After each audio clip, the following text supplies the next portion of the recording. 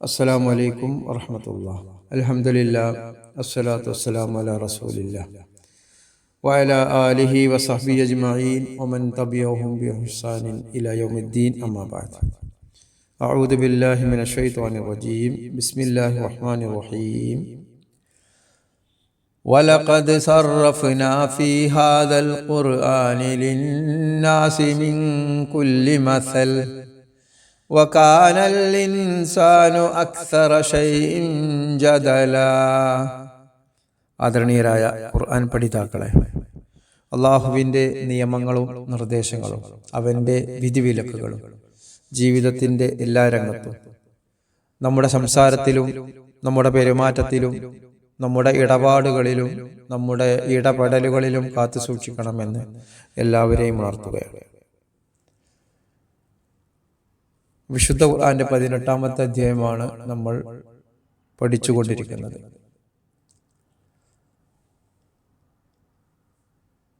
അതിൻ്റെ 54-ാമത്തെ വചനമാണ് ഇന്ന് നമുക്ക് പഠിക്കാനുള്ളത്.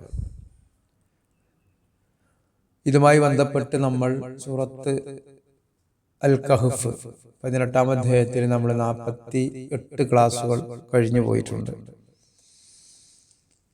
ഈ ആയത്ത് മുതൽ അല്ലാഹു വിശുദ്ധ ഖുർആനെ കുറിച്ച് ചില കാര്യങ്ങൾ നമ്മെ ഓർമ്മപ്പെടുത്തുകയാണ്. വലഖദ് സർറഫ്നാ ഫീ ഹാദൽ ഖുർആനി ലിന്നാസി മിൻ കുല്ലി മസൽ.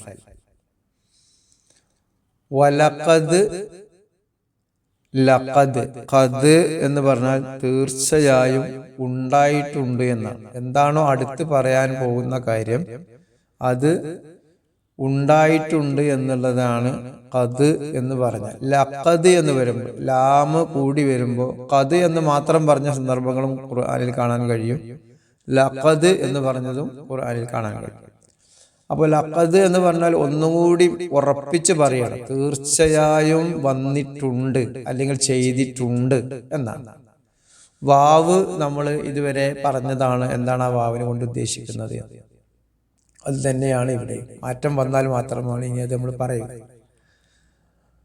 അപ്പൊ ലഖദ് തീർച്ചയായും ഉണ്ടായിട്ടുണ്ട് അല്ലെങ്കിൽ അങ്ങനെയാണ്. സർറഫ്ന, സർറഫ എന്ന് പറഞ്ഞാൽ വിവരിക്കുക അഥവാ വിവിധ തരത്തിൽ വിശദീകരിച്ച് പറയുന്നതിനാണ് സർറഫ എന്ന് പറയുന്നത്. ഇവിടെ സർറഫ് നാ എന്നുണ്ട്. സർറഫ് നാ, ആ നൂന് അള്ളാഹുവിനെ ഉദ്ദേശിക്കുന്നതാണ്. അഥവാ അള്ളാഹു പറയുകയാണ്, നാം വിവിധ തരത്തിൽ തീർച്ചയായും വിവരിച്ചിട്ടുണ്ട്. ഫീ ഹാദൽ ഖുർആൻ, ഖുർആൻ, ഫീ ഖുർആനിൽ, ഹാദൽ ഖുർആൻ എന്നാൽ ഈ ഖുർആൻ, ഫീ ഹാദൽ ഖുർആൻ എന്ന് പറഞ്ഞാൽ ഈ ഖുർആനിൽ. അപ്പൊ തീർച്ചയായും ഈ ഖുർആനിൽ വിവിധ തരത്തിൽ നാം വിശദീകരിച്ചിട്ടുണ്ട്, വിവരിച്ചിട്ടുണ്ട്.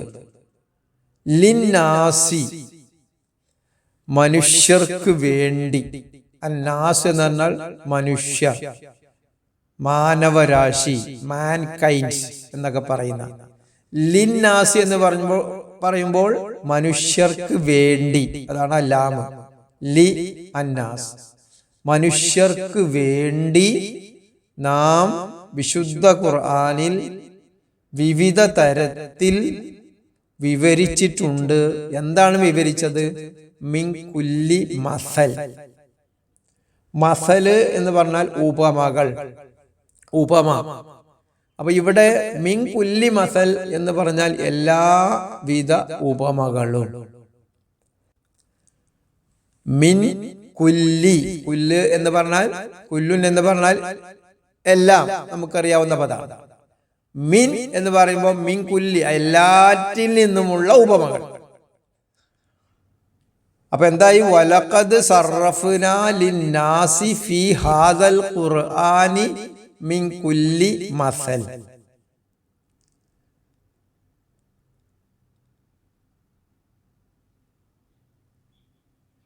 വലഖദ് സർറഫ്ന ഫി ഹാദൽ ഖുർആനി ലിന്നാസി മിൻ കുല്ലി മസൽ. അതാണ് 18-ാമത്തെ അധ്യായത്തിലെ 54-ാമത്തെ വചനത്തിന്റെ ആദ്യ ഭാഗത്ത് പറയുന്നത്. അള്ളാഹു പറയുകയാണ്, എല്ലാവിധ ഉപമകളും ഈ വിശുദ്ധ ഖുർആനിൽ നാം വിവിധ തരത്തിൽ വിശദീകരിച്ചിട്ടുണ്ട്. എന്നിട്ട് ആ ആയത്ത് അവസാനിപ്പിക്കുന്നത് വകാനൽ ഇൻസാനു, ഇവിടെ ലിന്നാസി എന്ന് പറഞ്ഞു, എന്നിട്ട് ഇവിടെ ഇൻസാൻ, വകാന ആകുന്നു. കാനയക്കൂനൊക്കെ ഒരുപാട് പ്രാവശ്യം വന്നുപോയതാണ്. അപ്പൊ കാന ആകുന്നു അൽ ഇൻസാൻ, മനുഷ്യനാകുന്നു.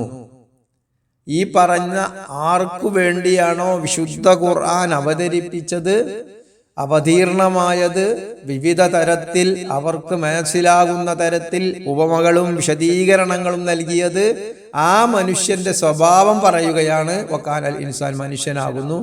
അക്സറ ഷൈഇൻ, അത്യധികം. അക്സറ എന്ന് പറഞ്ഞാൽ ധാരാളം, കസീർ ധാരാളം. അക്സർ എന്ന് പറയുമ്പോൾ ഏറ്റവും അധികരിച്ചത്, അതിനാണ് അക്സർ എന്ന് പറയാം. കസീർ അക്സർ, കബീർ അക്ബർ എന്ന് പറയുന്നത്, സഗീർ അസ്ഗർ ഏറ്റവും ചെറുത് എന്ന് പറയും. അപ്പോ അക്സറ ഏറ്റവും അധികം. ഷൈഅ് എന്ന് പറഞ്ഞാൽ നമ്മൾ മുമ്പ് പറഞ്ഞിട്ടുണ്ടല്ലോ, എല്ലാ വസ്തുവിനും വസ്തുതക്കും ഷൈഅ് എന്ന് പറയും. ഇവിടെ എന്താ ഉദ്ദേശിക്കുന്നത്? ജദല എന്നാണ് പറഞ്ഞത്. ജദല എന്ന് പറഞ്ഞാൽ തർക്ക സ്വഭാവം. അപ്പൊ തർക്ക സ്വഭാവമുള്ളവനത്രേ മനുഷ്യൻ എന്ന് പറയുമ്പോ അക്സറ ഷൈഇൻ എന്ന് പറഞ്ഞാൽ ഏറ്റവും അധികം, അത്യധികം എന്ന് പറയാം. ആ വാക്ക് അക്സറ ഷൈഇൻ എന്ന വാക്കിന് അത്യധികം തർക്ക സ്വഭാവമുള്ളവനത്രേ മനുഷ്യൻ എന്നുള്ളതാണ്. അപ്പൊ ഇതാണ് 54-ാമത്തെ വചനത്തിന്റെ ഏകദേശം ഒരു അർത്ഥം. അപ്പൊ ഇവിടെ എന്താ പറഞ്ഞത്?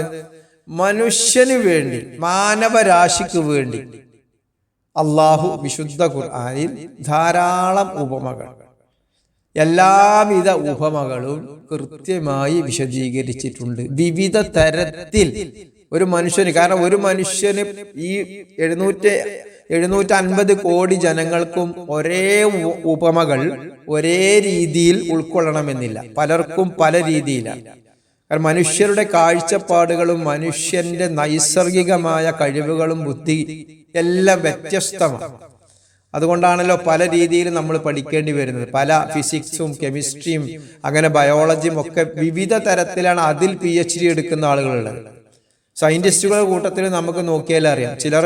ചിലർ ഭൗതിക ശാസ്ത്രത്തിലാണ്, ചിലർ ഈ വാനശാസ്ത്രത്തിലാണ്, ചിലര് അങ്ങനെ കെമിസ്ട്രിയിലാണ്, ബയോളജിയിലാണ്. ഇങ്ങനെ പലതരത്തിൽ ആകുന്നത് എന്തുകൊണ്ടാണ്? മനുഷ്യന്റെ വിവിധ തരത്തിലുള്ള ആ അംബീഷൻ എന്നോ എന്താണ് അതിന് പറയാ, പാഷൻ എന്നൊക്കെയാണ്. അപ്പൊ മനുഷ്യന് വിവിധ തരത്തിലായി ഒരേ കാര്യം എത്ര വലിയ ഉപമകളാണെങ്കിലും ഒന്ന് മാത്രം പറഞ്ഞാൽ അത് എല്ലാവർക്കും ഉൾക്കൊള്ളാൻ കഴിയണമെന്നില്ല. അതുകൊണ്ടാണ് അള്ളാഹു മനുഷ്യന് വേണ്ടി, ഇവിടെ നമുക്കറിയാം പല സമയത്തും നമ്മൾ വിശദീകരിച്ചതാണ്, വിശുദ്ധ ഖുർആൻ മനുഷ്യന് വേണ്ടിയാണ്, മാനവരാശിക്ക് വേണ്ടിയാണ് വിശുദ്ധ ഖുർആൻ അവതരിപ്പിച്ചിട്ടുള്ളത്, അല്ലാതെ മുസ്ലിങ്ങൾക്ക് വേണ്ടിയല്ല. ആ മാനവരാശിയിലെ ഒരു അംഗം എന്നുള്ള നിലയിൽ മുസ്ലിങ്ങൾക്കും അത് ബാധകമാണ്. എന്നാൽ വിശുദ്ധ ഖുർആനെ അവകാശപ്പെടാൻ എല്ലാവർക്കും, അഥവാ മാനവരാശിക്ക് മുഴുവനും വിശുദ്ധ ഖുർആൻ ഞങ്ങളുടേതാണ്, ഞങ്ങളിലേക്കാണ് അത് അവതരിപ്പിച്ചിട്ടുള്ളത് എന്ന് അവകാശപ്പെടാൻ കഴിയും. കാരണം ഖുർആൻ അത് അവകാശപ്പെടുന്നു. വിവിധ തരത്തിൽ എല്ലാവിധ ഉപമകളും മനുഷ്യർക്ക് വേണ്ടി. ഇത് ഒരു സ്ഥലത്താണോ പറഞ്ഞിട്ടുള്ളത് ഈ മനുഷ്യർക്ക് വേണ്ടിയാണ് വിശുദ്ധ ഖുർആൻ അവതരിപ്പിച്ചത് എന്നല്ല. നമ്മൾ ഈ ക്ലാസ്സുകളൊക്കെ കഴിഞ്ഞു പോയിട്ടുണ്ടല്ലോ, നമ്മൾ പറഞ്ഞല്ലോ 48 ക്ലാസ്സുകൾ കഴിഞ്ഞു പോയിട്ടുണ്ട്. ഇതിലൊക്കെ വിവിധ തരത്തിൽ നമ്മൾ ആ കാര്യം വിശദീകരിച്ചിട്ടുണ്ട്. വിവിധ തരത്തിൽ അള്ളാഹു വിശുദ്ധ ഖുർആൻ ഒരിക്കലും മുസ്ലിങ്ങൾക്ക് വേണ്ടി മാത്രം അവതരിച്ച ഒരു ഗ്രന്ഥമല്ല, അത് മാനവരാശിക്ക് വേണ്ടിയാണ്. ഈ ഭൂമിയിൽ ഏത് കാലഘട്ടത്തിലും ജീവിക്കുന്ന ആളുകൾക്ക് വേണ്ടിയാണ്, അവരുടെ പ്രശ്ന പരിഹാരത്തിന് വേണ്ടിയാണ്. അതാണ് നമ്മൾ ആ ഖുർആനാകുന്നു ആ ഒരു പരിഹാരം എന്നുള്ളത്. എല്ലാ കാര്യത്തിനുമുള്ള പരിഹാരം അതിലുണ്ട്. നമ്മൾ ആ രീതിയിൽ അതിലേക്ക് ഇറങ്ങണം. അപ്പൊ ഇവിടെ നമ്മൾ മനസ്സിലാക്കേണ്ടത് മനുഷ്യർക്ക് വേണ്ടി, മാനവരാശിക്ക് വേണ്ടി വിശുദ്ധ ഖുർആൻ പലവിധ തരത്തിലുള്ള ഉപമകളും വിശദീകരിച്ചിട്ടുണ്ട് എന്നുള്ളതാണ്. അപ്പോ ഈ ഉപമകൾ നമ്മൾ മുമ്പ് പറഞ്ഞതുപോലെ തന്നെ മനുഷ്യന് വ്യത്യസ്തമായ ചിന്താഗതികളും വ്യത്യസ്തമായ പാഷനും വ്യത്യസ്തമായ അംബീഷനുകളും അവന്റെ താല്പര്യങ്ങൾ, എനിക്ക് ഉള്ള ചില വിഷയങ്ങൾ, എനിക്ക് ചരിത്രത്തിലായിരിക്കാം ചിലപ്പോൾ താല്പര്യം, എനിക്ക് ചിലപ്പോൾ ശാസ്ത്രത്തിലായിരിക്കാം താല്പര്യം. അപ്പൊ ഇങ്ങനെ വിവിധ തരത്തിൽ വിശുദ്ധ ഖുർആനിൽ ഉപമകൾ വിശദീകരിച്ചിട്ടുണ്ട്. എന്തിന്? മനുഷ്യൻ അള്ളാഹുവിനെ കുറിച്ച് മനസ്സിലാക്കി ഈ ഭൗതിക ജീവിതത്തിൽ, ഐഹിക ജീവിതത്തിൽ അത് മനസ്സിലാക്കി ജീവിച്ചിട്ട് വേണം മരണപ്പെട്ടു പോകുന്നതിന് വേണ്ടി. അപ്പൊ അള്ളാഹുവിന്റെ ആശയങ്ങൾ, അള്ളാഹു എന്തൊക്കെ സ്റ്റേറ്റ്മെന്റുകളാണ് വിശുദ്ധ ഖുർആനിലൂടെ നമുക്ക് പറഞ്ഞു തരുന്നത്, അത് മനസ്സിലാക്കുന്നതിന് വേണ്ടിയുള്ള മുഴുവൻ ഉദാഹരണങ്ങളും ഉപമകളും അള്ളാഹു അത് മനുഷ്യർക്ക് വിവിധ തരത്തിൽ തന്നെ അള്ളാഹു വിശദീകരിച്ചിട്ടുണ്ട്. ഈ ഐഹിക ജീവിതത്തിലുള്ള വിജയത്തിനും പാരത്രിക ജീവിതത്തിലുള്ള വിജയത്തിനും വേണ്ട എല്ലാ കാര്യങ്ങളും വിശുദ്ധ ഖുർആനിൽ അള്ളാഹു അവതരിപ്പിച്ച് നൽകിയിട്ടുണ്ട്. ഇസ്ലാം അത് ജനങ്ങൾക്ക് പറഞ്ഞ് മനസ്സിലാക്കി കൊടുത്തിട്ടുണ്ട്. ഇതാണ് ഈ ആയത്തിൽ നമ്മൾ മനസ്സിലാക്കേണ്ടത്. ഇത് ഒരു സ്ഥലത്ത് മാത്രമല്ല അള്ളാഹു പറയുന്നത്. ഇതേ ആയത്ത്, ഇതേ ആശയം വരുന്ന ആയത്ത് 17-ാമത്തെ അധ്യായത്തില് 89-ാമത്തെ വചനത്തിൽ പറയുന്നുണ്ട്. വലഖദ് സർറഫ്ന, ഇതേ ആയത്ത് ചെറിയ ഒരു വ്യത്യാസത്തോടു കൂടി ഇവിടെ പറയുന്നത് വലഖദ്, അഥവാ 17-ാമത്തെ അധ്യായത്തിൽ വലഖദ് സർറഫ്ന, നാം തീർച്ചയായും നാം വിവിധ തരത്തിൽ വിവരിച്ചിട്ടുണ്ട്. ലിന്നാസി എന്നാണ് ഇവിടെ ആദ്യം പറയുന്നത്. നമ്മൾ പഠിച്ചുകൊണ്ടിരിക്കുന്ന ആയത്തിൽ ഹാദൽ ഖുർആൻ എന്ന് കഴിഞ്ഞിട്ടാണ് ലിന്നാസി എന്ന് പറയുന്നത്. ഇവിടെ ആദ്യം തന്നെ ലിന്നാസി, ജനങ്ങൾക്ക് വേണ്ടി വിവിധ തരത്തിൽ വിശദീകരിച്ചിട്ടുണ്ട്. ഫി ഹാദൽ ഖുർആൻ, ഈ ഖുർആനിൽ മിൻ കുല്ലി മസൽ, എല്ലാവിധ ഉപമകളും എന്ന് പറഞ്ഞിട്ട് അതിന്റെ അവസാന ഭാഗം ചെറിയ ഒരു വ്യത്യാസം, ഫഅബാ അക്സറുന്നാസി ഇല്ലാ കുഫൂറ. ഈ രണ്ട് ആയത്തുകളും തമ്മിലുള്ള വ്യത്യാസം ഇതിന്റെ അവസാന ഭാഗത്താണ് കാര്യമായിട്ട്. ഒരേ ആശയമാണ്, പ്രയോഗം രണ്ട് രീതിയിലാണ്. 18-ാമത്തെ അധ്യായത്തില് 54-ാമത്തെ വചനം അവസാനിപ്പിക്കുന്നത് വകാനൽ ഇൻസാനു അക്സറ ശൈഇൻ ജദല, മനുഷ്യൻ അത്യധികം താർക്കിക സ്വഭാവമുള്ള, തർക്ക സ്വഭാവമുള്ളവനാകുന്നു എന്നുള്ളതാണ്. ഇവിടെ പറഞ്ഞത് 17-ാമത്തെ അധ്യായത്തിൽ പറഞ്ഞത് ഫഅബാ അക്സറുന്നാസി ഇല്ലാ കുഫൂറ. പക്ഷേ മനുഷ്യന് വേണ്ട രീതിയിൽ മനസ്സിലാക്കുന്ന തരത്തിൽ വിവിധ ഉപമകൾ വിശദീകരിച്ചിട്ടുണ്ടെങ്കിലും ഫഅബാ അക്സറുന്നാസി, ഇവിടെ അക്സറ ശൈഇൻ എന്ന് പറഞ്ഞില്ലേ, ഇവിടെ അക്സറുന്നാസി മനുഷ്യരിൽ അധികവും, ഫഅബാ അതിനെ നിഷേധിക്കും, ഇല്ലാ കുഫൂറ നന്ദി കേട് ചെയ്തുകൊണ്ട്. എന്ന് പറഞ്ഞാൽ നന്ദി ഇത്രയൊക്കെ വിശദീകരിച്ചിട്ടുണ്ടെങ്കിലും നന്ദികേട് ചെയ്യുവാനാണ് അവനെ പ്രേരിപ്പിക്കുന്നത്, അവന് അതിനാണ് അവന് മനസ്സ് വന്നത് എന്നുള്ളതാണ് ഈ ആയത്തിൽ 17-ാമത്തെ അധ്യായത്തിലെ ആയത്തിൽ പറയുന്നത്. അപ്പോ ഇവിടെ ഈ ഒരു ആശയം വരുന്ന ധാരാളം ആയത്തുകൾ വേറെയും കാണാൻ കഴിയും. അപ്പൊ ഈ ഉപമകൾ മുഴുവനും മനുഷ്യന് ഈ ഇസ്ലാം എന്താണ്, വിശുദ്ധ ഖുർആന്റെ ആദർശങ്ങളും ആശയങ്ങളും എന്താണ് എന്ന് മനസ്സിലാക്കുന്നതിന് വേണ്ടിയാണ്. അത് മനസ്സിലാക്കി അത് ഉൾക്കൊണ്ട് ഇവിടെ ഈ ഭൗതിക ജീവിതത്തിലെ വിജയവും അതേപോലെ തന്നെ മരണാനന്തര ജീവിതത്തിലെ ഒരു വിജയവും കരസ്ഥമാക്കുന്നതിന് വേണ്ടിയാണ് ഇത്തരത്തിലുള്ള ഉപമകൾ മുഴുവനും പറഞ്ഞത് എന്നുള്ളതാണ്. ഈ 17-ാമത്തെ അദ്ധ്യായത്തിൽ 89-ാമത്തെ വചനം ഈ ആയത്ത് പറഞ്ഞിട്ട്, നമ്മൾ പഠിച്ച ഈ ആയത്ത് പറഞ്ഞിട്ട് 8ഓളം കാര്യങ്ങൾ അവിശ്വാസികളായ ആളുകൾ അള്ളാഹുവിന്റെ റസൂലിനോട് ചോദിക്കുന്നുണ്ട്. ഇന്നതൊക്കെ തന്നാൽ ഞങ്ങൾ വിശ്വസിച്ചു കൊള്ളാം. വഖാലു ലൻ തുഅ്മിന ലക എന്നാണ് അവിടെ പറയുന്നത്. നിന്നെ ഞങ്ങൾ ഒരിക്കലും വിശ്വസിക്കുകയില്ല. വിശ്വസിക്കണമെങ്കിൽ ഞങ്ങൾ പറയുന്ന ഈ കാര്യങ്ങൾ, 8ഓളം കാര്യങ്ങൾ അതിൽ പറയുന്നുണ്ട്. നീ ഈ ഭൂമിയിൽ നിന്നൊരു ഉറവൊഴിക്കണം, നീ ആകാശത്തിലേക്ക് കയറി പോകണം, എന്നിട്ട് നീ ഞങ്ങൾക്കൊരു ഗ്രന്ഥം നൽകണം, അല്ലെങ്കിൽ ആകാശങ്ങളെ കഷ്ണം കഷ്ണമായി ഞങ്ങളിലേക്ക് വീഴ്ത്തണം എന്നൊക്കെ പറയുന്നുണ്ട്. അത് ഈ ആയത്ത് പറഞ്ഞിട്ട് ധാരാളം ഖുർആനിൽ വിവിധ തരത്തിൽ ഉപമകൾ വിശദീകരിച്ചിട്ടുണ്ട്. എന്നാലും മനുഷ്യൻ നന്ദികേട് ചെയ്യും. കാരണം അത് മനസ്സിലാക്കുകയല്ല ചെയ്യുക, അതിന്റെ അപ്പുറത്തേക്കുള്ളത് ചോദിക്കും. പ്രവാചകനോട് തന്നെ ഇത്തരം കാര്യങ്ങൾ ഉണ്ടായിട്ടും ഈ 8ഓളം കാര്യങ്ങൾ നീ ഇത് പറഞ്ഞാൽ ഞങ്ങൾ വിശ്വസിച്ചു കൊള്ളാം, അല്ലെങ്കിൽ വഖാലൂലൻ തുഅ്മിന ലക, ഞങ്ങൾ ഒരിക്കലും നിന്നെ വിശ്വസിക്കുകയില്ല എന്ന് പറയും. അപ്പൊ ഇതാണ് മനുഷ്യന്റെ സ്വഭാവം എന്നാണ് പറയുന്നത്. വഖാലൂലൻ നുഅ്മിന ലക എന്നാണ് അവിടെ പറയുന്നത്.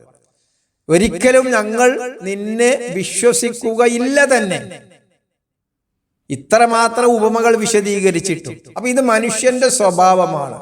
ധാരാളം ആയത്തുകൾ അത് കാണാൻ കഴിയും.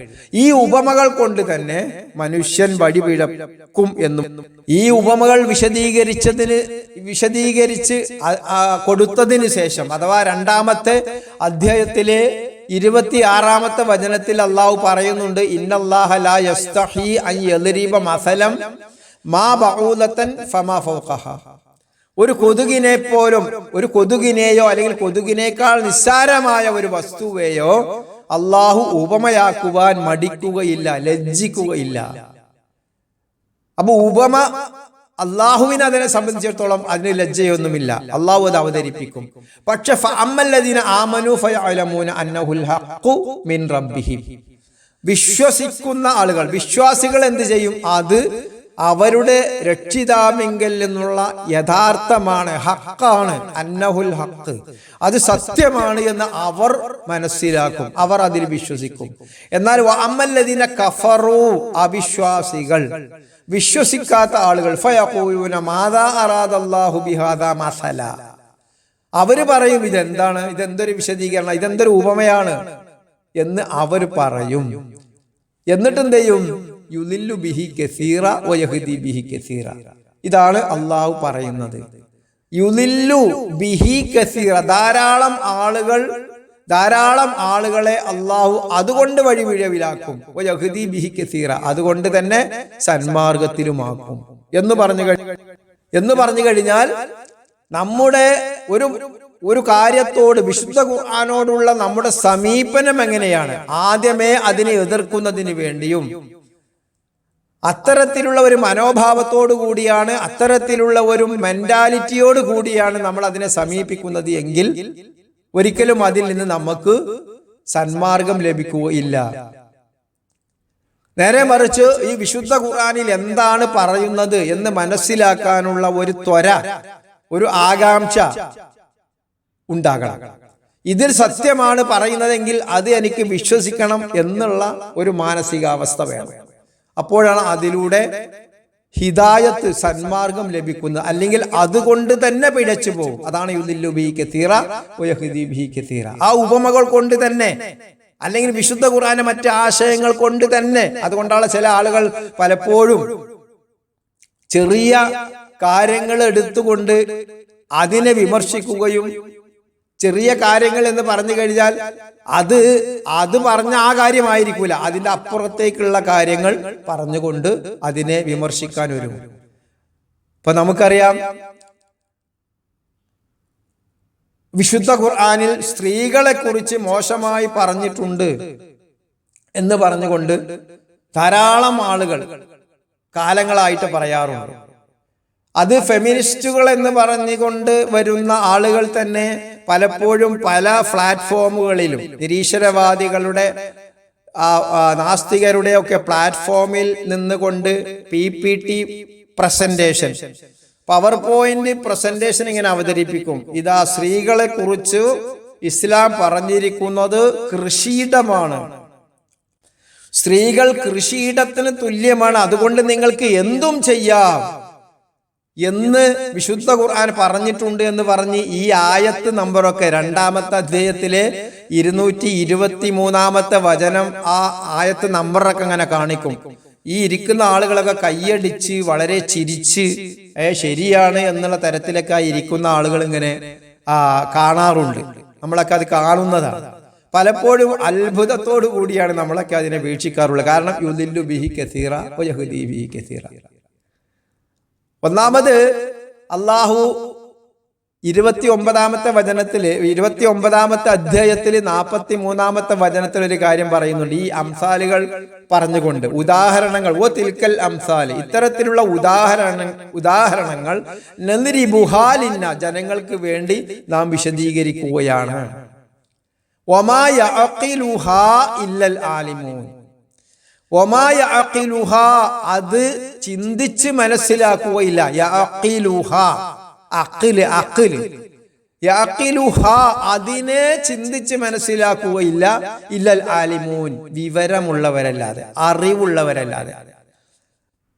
അറിവുള്ളവരല്ലാതെ ചിന്തിച്ച് മനസ്സിലാക്കുകയില്ല എന്നുള്ളതാണ്. വിവരം എന്നുള്ളത് അത് സ്ത്രീ ആയാലും പുരുഷൻ എന്നായാലും അവരെ വേഷം കൊണ്ട് മനസ്സിലാകുന്നതല്ല. ഇപ്പൊ ഞാൻ ഇസ്ലാം മതം എന്തുകൊണ്ട് വിട്ടു എന്നൊക്കെ പറഞ്ഞുകൊണ്ട് പ്രസന്റേഷൻ അവതരിപ്പിക്കുന്ന ആളുകളുണ്ട്. മുസ്ലിമാണ് എന്ന പേര് മുസ്ലിം ആയിരിക്കാം, അങ്ങനെയൊക്കെ പറയുന്ന അല്ലെങ്കിൽ പ്രസന്റേഷൻ അവതരിപ്പിക്കുന്ന ആളുകളുണ്ട്. അപ്പോ അവരുടെ വേഷം കൊണ്ടൊന്നും വിവരം ഉണ്ടായിക്കൊള്ളണമെന്നില്ല. അതേപോലെ തന്നെ അവർ വലിയ PhD എടുത്ത് ഫിസിക്സിൽ PhD ഉണ്ട്, അതല്ലെങ്കിൽ ഇംഗ്ലീഷിൽ PGയും ഒക്കെ കഴിഞ്ഞ് MPhil ഒക്കെ കഴിഞ്ഞ് ഒക്കെയുള്ള ആളുകളാണ് എന്നൊക്കെ പറഞ്ഞിട്ട് വിവരം ഉണ്ടായിക്കൊള്ളണമെന്നില്ല. അപ്പൊ നമുക്കറിയാലോ, സയന്റിസ്റ്റുകൾ പോലും ആകാശത്തിലേക്ക് ചൊവ്വയിലേക്ക് ഉപഗ്രഹങ്ങൾ വിടുമ്പോൾ അതിന് ചൊവ്വാദോഷം നോക്കുന്ന സയന്റിസ്റ്റുകളാണ് നമ്മുടെ നാട്ടിലുള്ളത്. നമ്മുടെ നാട്ടിലെ എന്നല്ല, മറ്റു സ്ഥലങ്ങളിലും ഒക്കെ അതുണ്ട്. ആകാശത്തേക്ക് വിടുമ്പോൾ അവരുടേതായ മത കാര്യങ്ങളൊക്കെ കഴിഞ്ഞിട്ട് പൂജകളൊക്കെ കഴിഞ്ഞിട്ട് വിടുന്ന ആളുകളുണ്ട്. ഇത് സയന്റിസ്റ്റുകളാകണമെങ്കിൽ എന്തായാലും എത്രമാത്രം പഠിക്കണം എന്ന് നമുക്കറിയാം. എന്നിട്ട് അവരുടെ അവസ്ഥ ഇതാണ്. തേങ്ങ ഉടച്ചുകൊണ്ടാണ് അവർ ചന്ദ്രയാനെ വിടുന്നത്, ആകാശത്തിലേക്ക്. അപ്പോ ഇത് നമ്മൾ മനസ്സിലാക്കുന്ന വിവരം അവർക്ക് വിവരമുണ്ട് എന്നുള്ളതാണ്. അതേ ആളുകൾ തന്നെയാണ് ആൾ ദൈവങ്ങളുടെ കാൽക്കൽ പോയി കിടന്നുകൊണ്ട് അവരുടെ കാലുകളിൽ ചുംബിക്കുന്നത് നമ്മൾ കണ്ടിട്ടുണ്ട്. വലിയ PhDയും വലിയ സിവിൽ സർവീസ് കഴിഞ്ഞ ആളുകളും ഒക്കെ വലിയ തോതിൽ വിദ്യാഭ്യാസമുള്ള ആളുകൾ അവരുടെ കാല് കഴുകിയ വെള്ളം കുടിക്കുന്ന ആളുകളുണ്ട്. അത്രമാത്രം അധവദിച്ചു പോയ വിഭാഗത്തെ നമുക്ക് കാണാൻ കഴിയും. അതൊക്കെ അവർക്ക് ഭൗതിക വിദ്യാഭ്യാസത്തിന്റെ കുറവല്ല. അപ്പൊ അതുകൊണ്ടാണ് അള്ളാഹു ഇവിടെ പറയുന്നത് വമാ യഅഖിലുഹാ ഇല്ലൽ ആലിമൂൻ. ഇത്തരത്തിലുള്ള ഉപമകൾ മനസ്സിലാകണമെങ്കിൽ ബുദ്ധി വേണം. അതാണ് പറയുന്നത്. അപ്പൊ ഇവിടെ പറഞ്ഞത് എന്താണ്? നിസാഉക്കും ഹർസുൽ ലക്കും ഫഅതു ഹർസക്കും അന്നാ ശഇതും. 2-ാമത്തെ അധ്യായത്തിലെ 223-ാമത്തെ വചനം. നിസാഉക്കും, നിങ്ങളുടെ സ്ത്രീകൾ, ഹർസുൽ ലക്കും, നിങ്ങളുടെ കൃഷിയിടമാകുന്നു. ഫഅതു ഹർസക്കും, നിങ്ങളുടെ കൃഷിയിടത്തിൽ നിങ്ങൾ ചെന്നുകൊള്ളുക. ഫഅതു, നിങ്ങൾ ചെന്നുകൊള്ളുക. അന്നാ ശഇതും, നിങ്ങൾ വിചാരിച്ചതുപോലെ എന്നാണ് ആയത്ത്. ഇത് ഒറ്റയടിക്ക് വേറെ എന്തോ അങ്ങോട്ട് പറഞ്ഞ് സ്ത്രീകളെ മോശമാക്കാൻ പറഞ്ഞിരിക്കുന്നു, സ്ത്രീകളെ എന്തും ചെയ്യാൻ വേണ്ടി പറഞ്ഞിരിക്കുന്നു എന്നാണ് അങ്ങോട്ട് തട്ടിവിടുക. പ്രസന്റേഷൻ, അതിന് കയ്യടിക്കാനും അതിന് ചിരിക്കാനും പരിഹസിക്കാനും ഒക്കെ എത്രയെത്ര ആളുകൾ. എല്ലാവരും വിദ്യാഭ്യാസമുള്ളവരാട്ടോ. വിദ്യാഭ്യാസം ഇല്ലാത്തവർ ആ സദസ്സിൽ ഉണ്ടാകാൻ വളരെ സാധ്യത കുറവാണ്. അത്യാവശ്യം PG ഒക്കെ കഴിഞ്ഞ ആളുകളാണ് അതിലൊക്കെ ഉണ്ടായത്, ഈ കയ്യടിക്കുന്ന ആളുകൾ. ഈ ആയത്ത് കേട്ടിട്ട് സുഹൃത്തുക്കളെ, ഇതാണ് പറഞ്ഞത് യുദില്ലു ബിഹി കസീറ വയഹ്ദി ബിഹി കസീറ എന്ന്. അള്ളാഹു വഴിപിഴപ്പിക്കും എന്ന് പറഞ്ഞാൽ അള്ളാഹു അവർക്ക് അവസരം കൊടുക്കാതെ വഴിപിഴപ്പിക്കും എന്നല്ല. അതൊക്കെ നമ്മൾ മുമ്പ് പറഞ്ഞു പോയതാണ്. എന്താണ് ആ പ്രയോഗം എന്നുള്ളത് അത് നമ്മൾ ഇവിടെ ആവർത്തിക്കുന്നില്ല. എന്തായാലും എന്താണ് ഇതുകൊണ്ട് ഉദ്ദേശിക്കുന്നത്? ഇതേ അധ്യായത്തിലെ 202 അധ്യായത്തിലെ 223 വചനത്തിന്റെ തൊട്ട് മുമ്പുള്ള 222 വചനത്തിൽ പറയുന്നത് ആർത്തവത്തെ കുറിച്ചാണ്. സ്ത്രീകളുടെ ആർത്തവത്തെ കുറിച്ച് അവർ നിന്നോട് ചോദിക്കും, പറയുക അത് മ്ലേച്ഛമാണ്. ആ സമയത്ത് നിങ്ങൾ സ്ത്രീകളുമായി ലൈംഗിക ബന്ധത്തിൽ ഏർപ്പെടരുത്, അത് ശരിയല്ല. എന്നിട്ട് അവർ കുളിച്ച് ശുദ്ധിയായി കഴിഞ്ഞാൽ നിങ്ങൾക്ക് അവരുമായി ബന്ധപ്പെടാവുന്നതാണ്. എന്നാൽ അവർ ലൈംഗികമായി ബന്ധപ്പെടരുത് എന്ന് മാത്രമേ ഉള്ളൂ. അല്ലാതെ അവരുമായി മറ്റെന്ത് ചെയ്യുന്നത് കൊണ്ടും നിങ്ങൾക്ക് വിരോധമില്ല. അവരുമായി ഭക്ഷണം കഴിക്കാം, അവരുമായി കിടന്നുറങ്ങാം, അവരുമായി മറ്റ് സമ്പർക്കങ്ങളിൽ ഏർപ്പെടാം. എന്നാൽ ലൈംഗിക ബന്ധം മാത്രം പാടില്ല എന്ന് പറയുകയാണ് 1400 വർഷങ്ങൾക്ക് മുമ്പ്. നമുക്കറിയാം ആ സമൂഹത്തിൽ എന്നല്ല, ഇന്നത്തെ ആധുനിക സമൂഹങ്ങളിൽ പോലും ആർത്തവം ഉണ്ടായിക്കഴിഞ്ഞാൽ സ്ത്രീകൾ ദുഷിച്ചവരാണ്, അവരെ മാറ്റി നിർത്തണം എന്ന് നമുക്കറിയാവുന്ന വിഷയമാണ്. ഇന്നും അത് നിലനിൽക്കുന്നു എന്നുള്ളതാണ്. പലപ്പോഴും നമുക്കറിയാം, ഇത് കേൾക്കുന്ന ആളുകളുടെ ഒരു 10, 50, 60 വയസ്സൊക്കെ ഉള്ള ആളുകൾക്കറിയാം, അവരുടെ വീടുകളിലൊക്കെ അടുത്ത ഹൈന്ദവ സുഹൃത്തുക്കളുള്ള വീടുകൾ ഉണ്ടായിരുന്നെങ്കിൽ അതിലെ സ്ത്രീകൾ പോലും ഈ വീട്ടിൽ, മുസ്ലിങ്ങളുടെ വീട്ടിൽ വന്നുകൊണ്ട് ഈ ആർത്തവ സമയത്ത് താമസിച്ചതായിട്ട് നമുക്കറിയാം. അവർക്കതേ മാർഗമുള്ളൂ, അവരെ ആ വീട്ടിൽ നിന്ന് പുറത്താക്കും. അതല്ലെങ്കിൽ പുറത്ത് എന്തെങ്കിലും ഒക്കെ സംവിധാനങ്ങൾ ഉണ്ടെങ്കിൽ ആ പുറത്താണ് അവർ കിടന്നിരുന്നത്.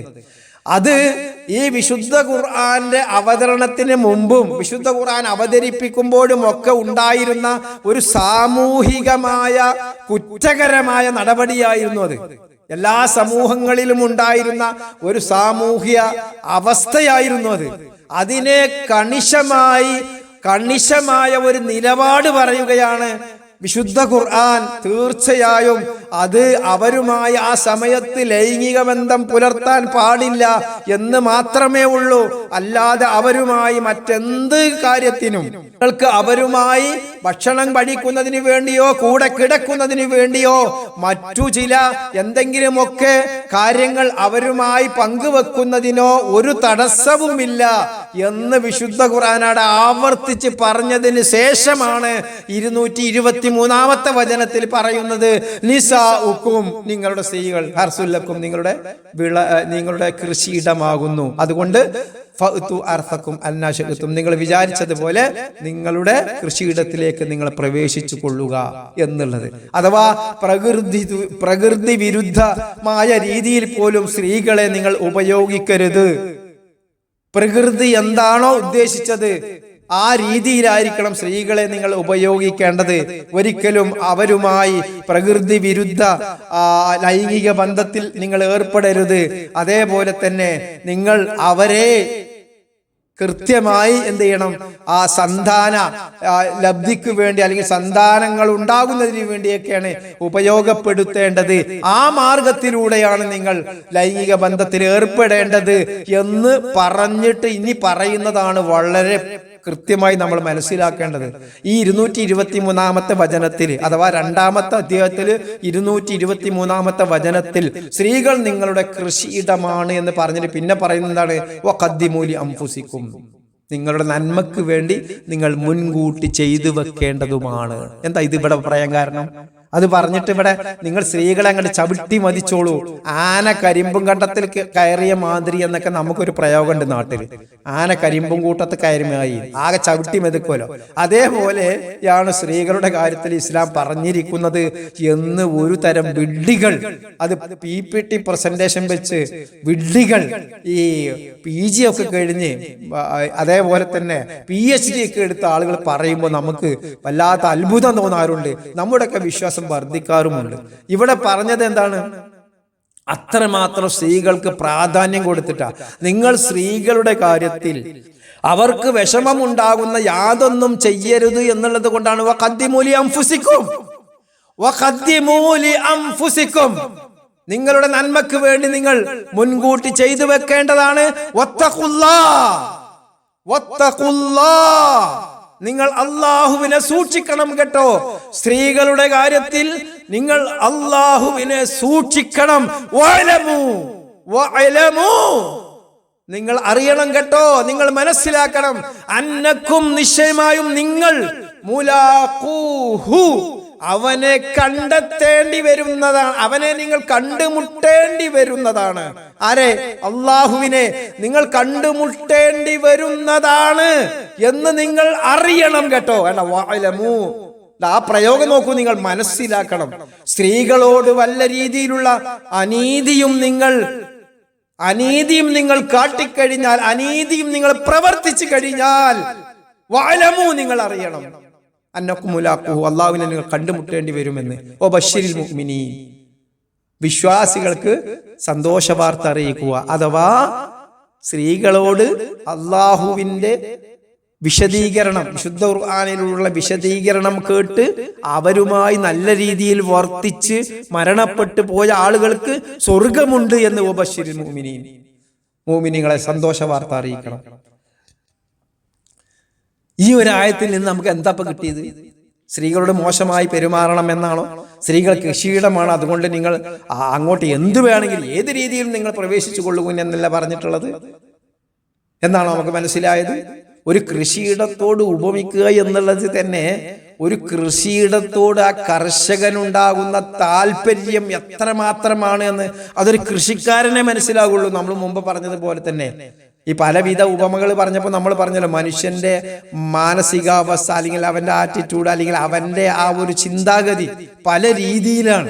അപ്പൊ ഒരു കൃഷിക്കാരന്റെ മാനസികാവസ്ഥ എന്ന് പറഞ്ഞു കഴിഞ്ഞാൽ, ആ കൃഷിയിടത്തിലേക്ക് അവൻ പ്രവേശിക്കുമ്പോൾ അവനുണ്ടാകുന്ന ഒരു സന്തോഷം, അവനുണ്ടാകുന്ന ഒരു താല്പര്യം എത്രമാത്രമാണ് എന്ന് അത് കൃഷിക്കാരനെ മനസ്സിലാവുള്ളൂ.